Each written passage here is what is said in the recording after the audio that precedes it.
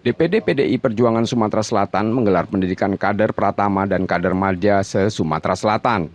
Kader Pratama dan Madya PDI Perjuangan yang mengikuti pendidikan merupakan kader yang memenangkan pemilihan anggota legislatif 2024. Wakil Ketua DPD PDI Perjuangan Sumatera Selatan, Susanto Ajis, turun memberikan arahan pada pendidikan tersebut.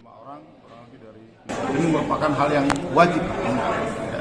Bagaimana memperjuangkan aspirasi rakyat kalau apa yang mau diperjuangkan, ide-ide yang mau diperjuangkan itu yang sudah disepakati di partai, itu tidak tahu, mereka tidak paham. Untuk apa dia datang ke DPR, kabupaten, kota, dan provinsi kalau hal-hal yang mendasar tersebut yang ingin diperjuangkan partai, mereka saja tidak tahu. Pendidikan digelar untuk menciptakan kader yang militan dan berintegritas, serta menanamkan nasionalisme partai agar kader mampu memperjuangkan hak rakyat kecil di legislatif. Yudi Kiswanto, Kompas TV Palembang, Sumatera Selatan.